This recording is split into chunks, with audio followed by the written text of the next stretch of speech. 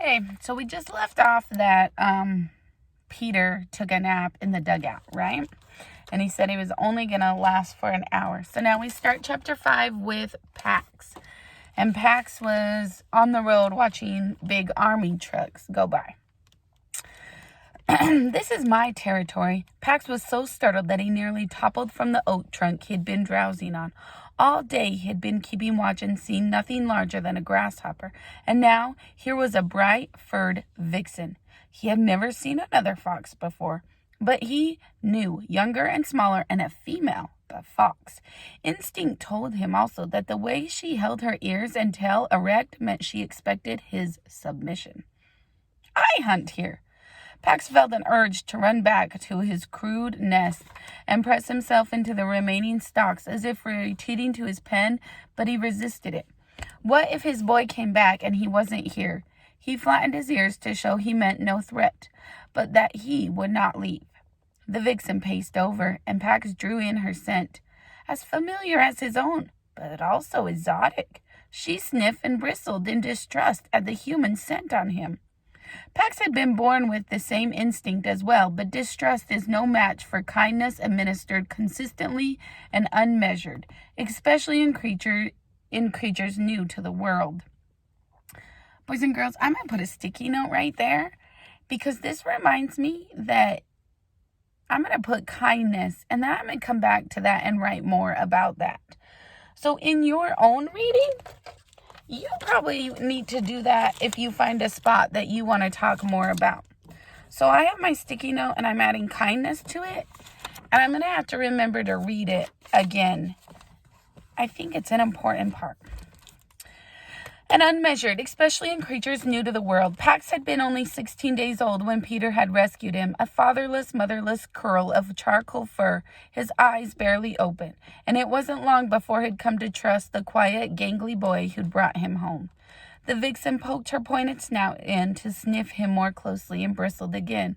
"The scent is my boy's. Have you seen him?" Pax shared the most important features of his human, the naked round ears, the towering legs, so improbably long that Pax always feared he would topple over when he ran, the black curled hair that grew to different lengths, then became short again. "No humans are here, but they are approaching." Just then Bristol's head rose as if jerked on an unseen wire. Her ears pricked, trained on a slight rustling in a nearby tuft of broom sedge. Her rear began to twitch, gathering energy. She sprang high and then paused, tight over her black nose, dived into the grass with a flash of white-tipped tail.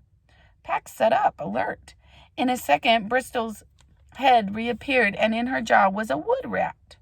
She leaped clear of the grass, bit through the rat's neck, then dropped it to the ground. Orphaned before he'd been weaned, Pax had never eaten raw prey. His hunger rose at the blood scent, and so did his curiosity.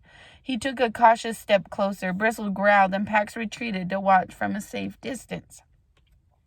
He grew hungrier as she crunched bites. He thought of the brimming comfort of his kibble bowl, the pleasure of Peter's hand-fed treats, and the ultimate reward, peanut butter. He needed to find his boy. His boy would feed him. Before he could ask about the approaching humans, Bristle picked up what remained of the act, a single hind leg with its long tail, and stalked off with it dangling from her jaw. Pax watched as she wove her way between the grass tufts, becoming only flashes of flame and white.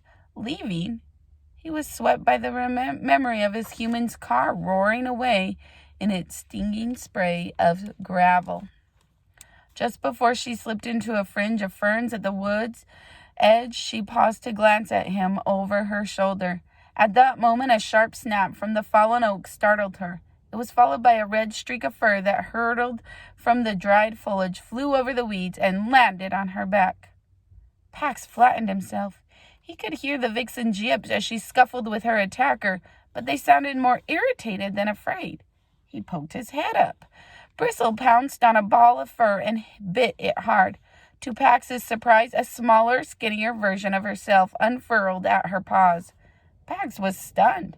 Never had he suspected that foxes might soar like birds, whose swooping arcs were not like any movement he himself could achieve.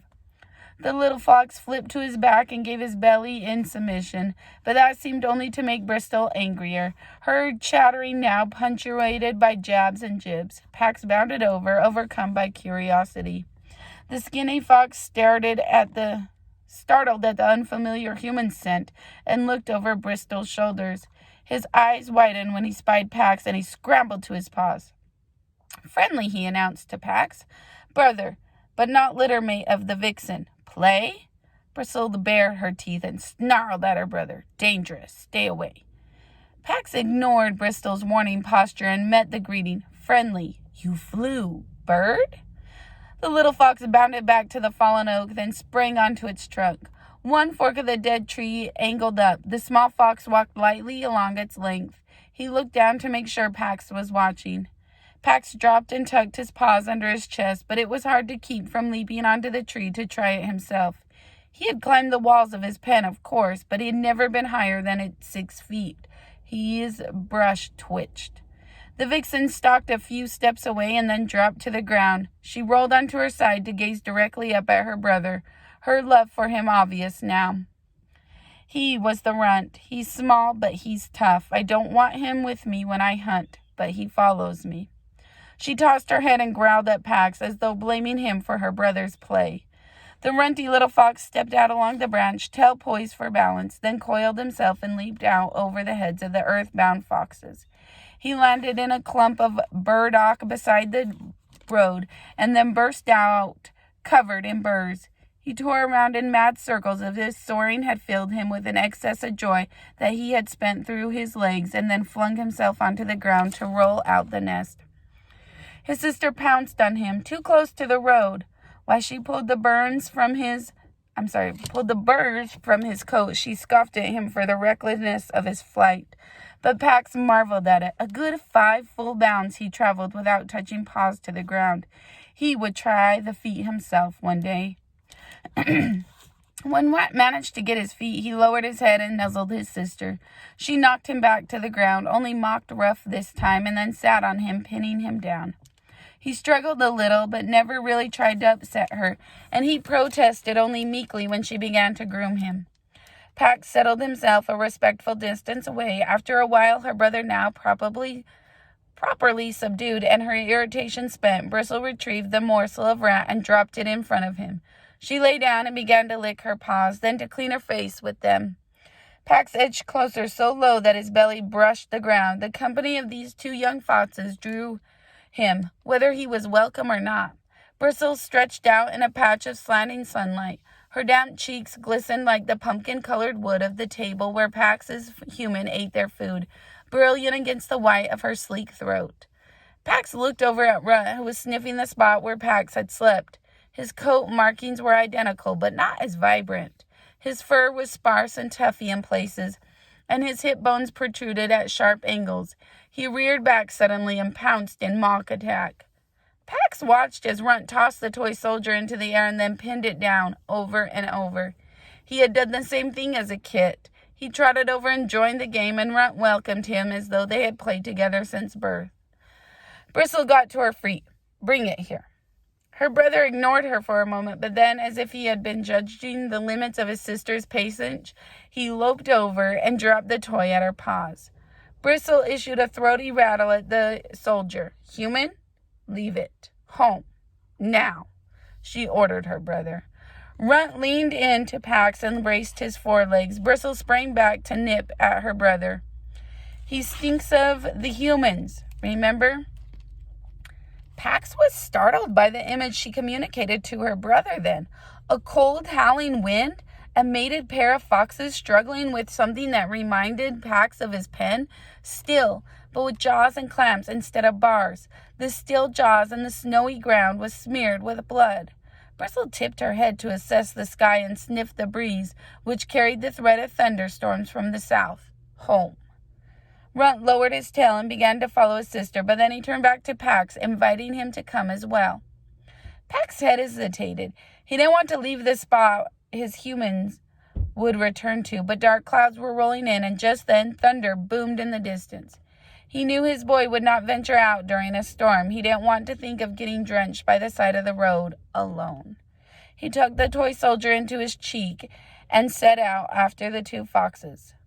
Bristol turned when she sensed his presence. One night only. Human stinker. Pax agreed he would follow his scent back to the road after the storm. His human would come for him then, and once he found his boy, he would never leave his side. Chapter 6. Peter recognized the sound before he was fully awake. The footfalls of a herd of just-released kids, their hoots, the thumping of their eager fists into gloves. He scrambled out from under the bench and grabbed his stuff. Too late. 20 boys and their coach were streaming down the hill. Up at the parking lot, a bunch of adults were overseeing the dismissal, and some of them wore uniforms. His best option was to join the dozen or so kids who were already scattered over the bleachers, heads bent together in clusters of 2 or 3, and blend in when they left.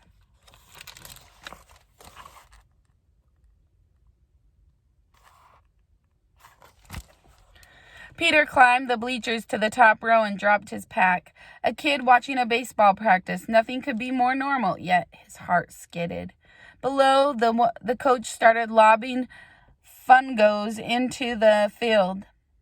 I wonder what fungos mean. Into the field. The players were mostly the unusual guys you expect to see on a ball field. Were the usual guys you expect to see on a ball field.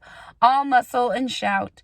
Peter found one he wanted to watch, a small kid with a straw-colored crew hat cut and a bleached-out red t-shirt playing shortstop. While the rest of the players scrambled around like puppies, this kid was a statue. Hands poised, waist high, eyes glued to the coach's bat.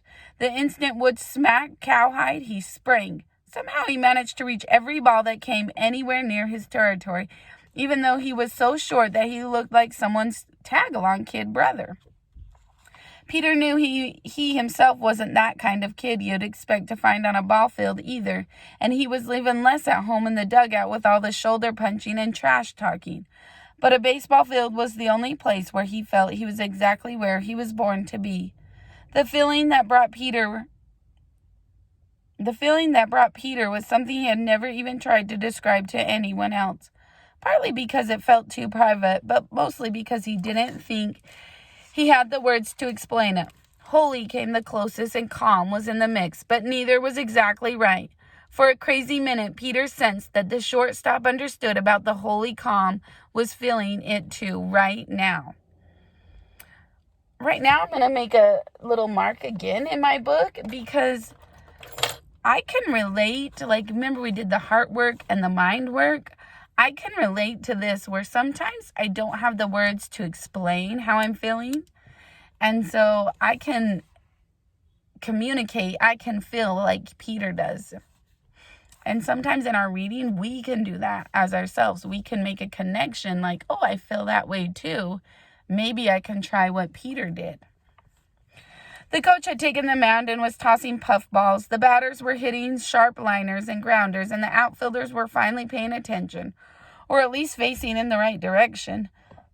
The shortstop was still the one to watch. He looked like he was stitched together with live wires grazed steady to the play.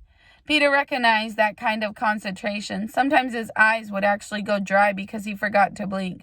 So focused was he on every move of every player and knew it paid off. Like the kid in the red t-shirt below, Peter owned his territory on a ball field. He loved that territory right down to the cut grass, dry dust smell of it. But what he loved more was the fence behind it. The fence that told him exactly what his responsibility and what wasn't. A ball fell inside that fence. He'd better field it. A ball soared over it, and it wasn't his to worry about anymore. Nice and clear. Peter often wished that responsibility had such bright, tall fences around it off the ball field, too. When Peter's mother had died, he had gone for a while to a therapist. At 7 years old, he hadn't wanted to talk, or maybe he just hadn't known how to shrink that kind of loss into words. The therapist, a kind-eyed woman with a long silver braid, said that was okay, that was perfectly okay, and for the whole session, Peter would pull little cars and trucks from a toy box. There must have been 100 of them in there. Peter figured later that the woman had cleaned out a toy store for him and crashed them together 2 by 2. When he finished, she would always say the same thing. That must have been hard for you. Your mother gets in a car to go buy groceries a regular day, and she never comes home." There's an insight of what happened to his mother. Peter never answered, but he remembered a sense of rightness about these words and about the whole hour, as if he was finally where he should be, and there was nothing else he should be doing except crashing those little cars and hearing that it must have been hard for him. Until one day the therapist said something else. "Peter, do you feel angry?" "No," he'd said quickly, "never." A lie. And then he'd gotten off the floor and taken a single green apple Jolly Rancher from the brass bowl by the door, exactly the way he did at the end of every session. That was the deal the kind-eyed therapist had made him. Whenever he'd had enough, he could take a candy and the session would be over, and left. But outside, he'd kick the candy into the gutter, and on the way home, he told his father he wasn't going back again. His father hadn't argued. In fact, it had seemed a relief to him. But not to Peter. Had the nice therapist known all along he'd been angry that last day, that he'd done something terrible, that as punishment his mother hadn't taken him to the store?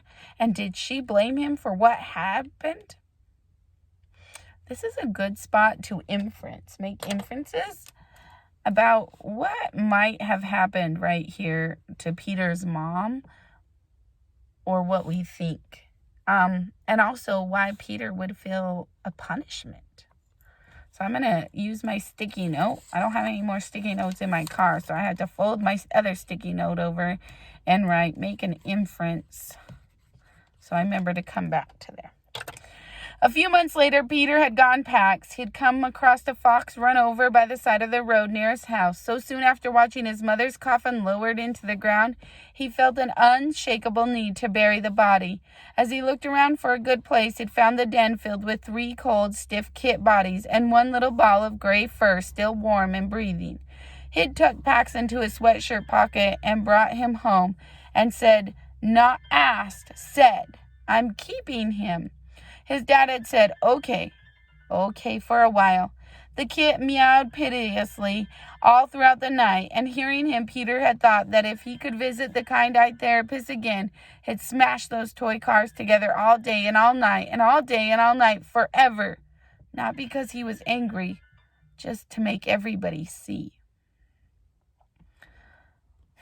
I wonder what he wants people to see.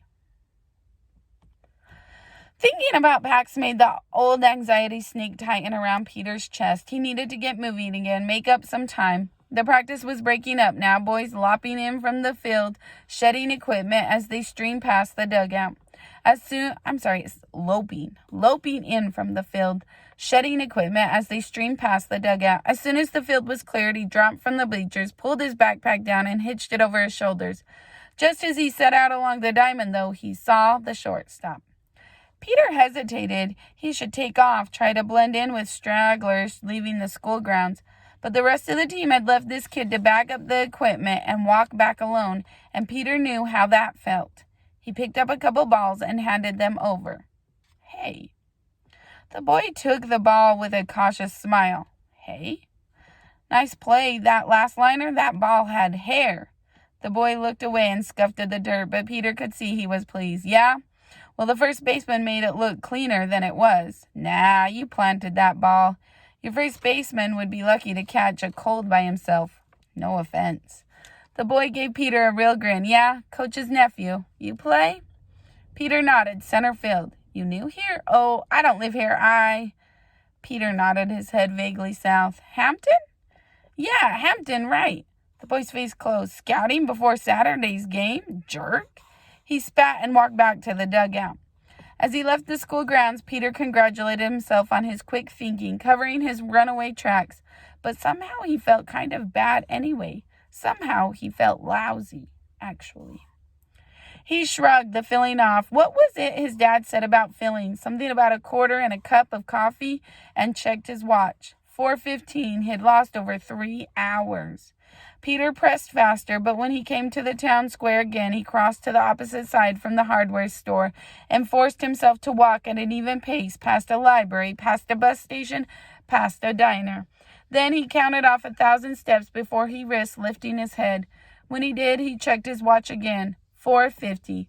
His grandfather was probably packing up his stuff now. Peter imagined him walking to his rusty blue Chevy, fitting the key into the ignition. And with that image, his anxiety struck, knocking the breath right out of him. He scaled a low wooden fence and dropped in scrubby brush. He pushed in a good safe 30 feet until the sapling rose up taller than he was, until his anxiety let him breathe right again, before turning to parallel the road. It was rougher going now, but 15 minutes later he reached it, the highway. Peter shadowed the entrance ramp, crouching low, then at the break in traffic ran down the culvert, scaled the chain link fence, and dropped to the other side, his heart beating hard. He had made it. He loped into the trees, keeping an eye out for a likely place to cut west. In just a few minutes, he found one. A dirt road running perpendicular to the highway. Well, not much more than an old wagon path, to be honest, but it was heading in the right direction and would be easy walking even at night. He turned in. For a short while, the trees beside him grew denser as he walked, and only bird calls and squirrels rustling past broke the silence. Peter realized he might have seen the last of civilization for a while. The thought lifted him. But a few minutes later, the road turned a corner and began to run along the old pasture dotted with gnarled fruit trees in ragged bloom. A stone wall bordered the field, and a low barn stood at the far corner. There was no lights on in the barn, no car or truck beside it. Still, Peter's heart crashed. The barn looked freshly painted, and some of the roof shingles were raw pink of new wood. This was the road to somebody's home. Worse, it might lead to a bigger road that Alice had been too old to show. In any case, it wasn't a short cut across the hills.